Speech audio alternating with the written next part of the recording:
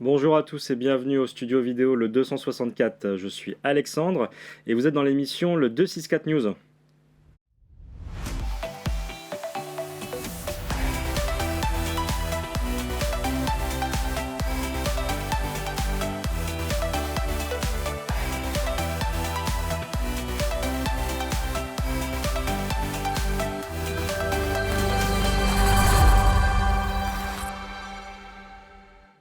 Et j'ai le plaisir d'accueillir Julien. Bonjour Julien, Bonjour Alexandre, CEO de la société Lineberty. c'est ça exactement. Mais alors qu'est-ce que c'est exactement Lineberty? Alors là, Berti, en fait, nous on a développé ce qu'on appelle une plateforme digitale qui permet de digitaliser les files d'attente. Le concept est assez simple, c'est plutôt que d'attendre physiquement un endroit, en fait, vous allez prendre un ticket digital depuis votre téléphone, depuis un site web ou depuis une tablette. Et en fait, vous allez ne pas avoir à attendre physiquement. En fait, on va vous avertir sur votre téléphone quand est-ce que vous dépassez en temps réel.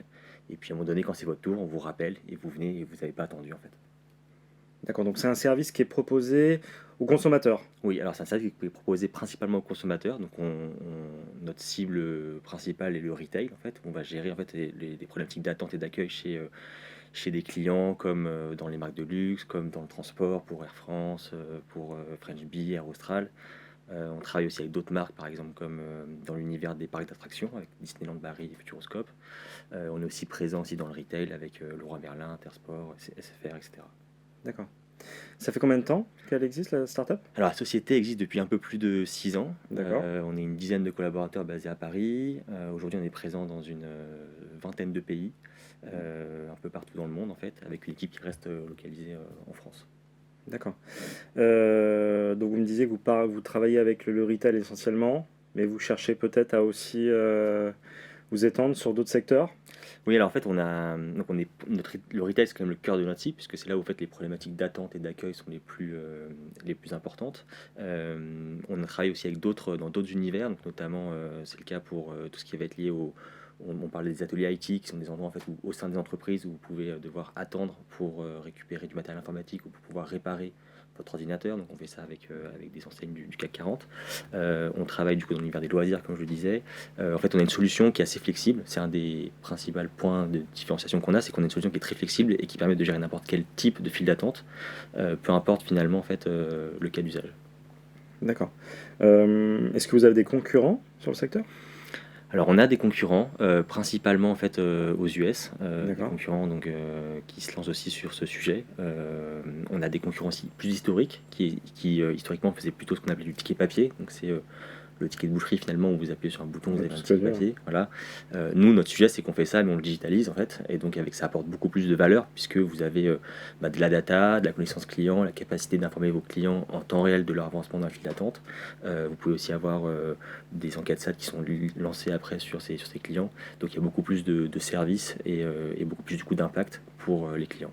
D'accord, mais moi je suis consommateur, j'ai besoin d'avoir une application pour pouvoir faire la queue dans le magasin. Alors c'est c'est très très flexible en fait, ça va dépendre du cas d'usage. Nous on a une solution qui est agnostique du matériel, donc on peut utiliser du matériel qui existe déjà, mais globalement il y a des cas en fait où vous avez juste à flasher un QR code avec votre téléphone et puis vous enregistrez dans la file d'attente digitale. Puis du coup après vous recevez vos alertes sur votre téléphone.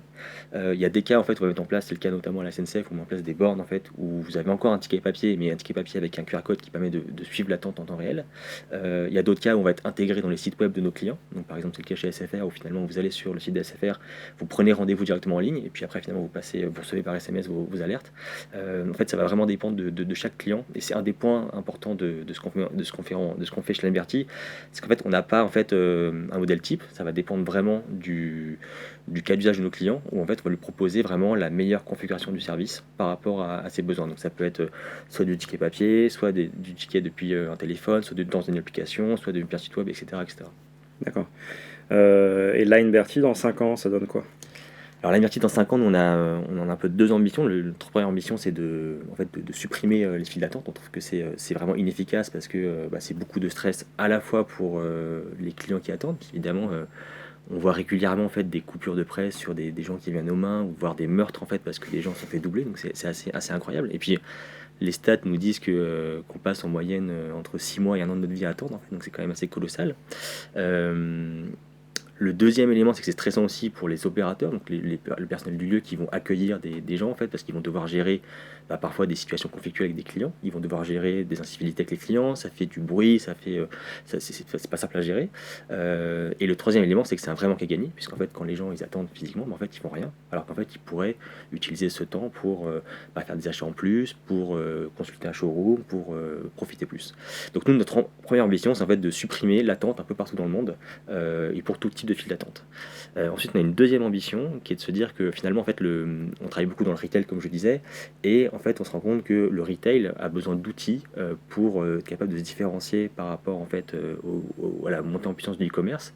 Et nous, on pense qu'on est une des solutions qui leur permet d'avoir plus d'outils, parce qu'en fait, avec une solution telle que l'Amberty, je vais prendre deux exemples pour illustrer. Le premier, c'est qu'en fait, on a dans le monde du e-commerce, ça paraît évident de suivre en fait le nombre de visiteurs sur son site web, le taux de rebond, le nombre de paniers abandonnés, etc.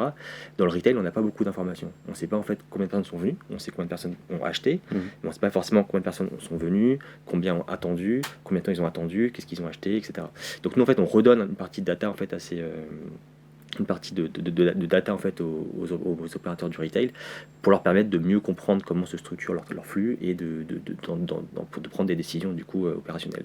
Le deuxième exemple, c'est qu'en fait dans le monde du retail, c'est très important d'avoir aussi la connaissance client et donc en fait une solution où on peut permettre aux retailers de demander au client non seulement pourquoi il vient mais aussi des informations comme son nom, son prénom, son numéro de téléphone, etc.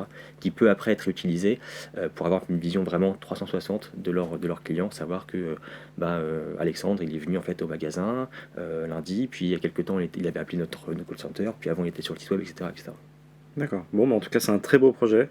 Merci Julien, merci beaucoup. Merci Alexandre. À très bientôt pour le 264 News.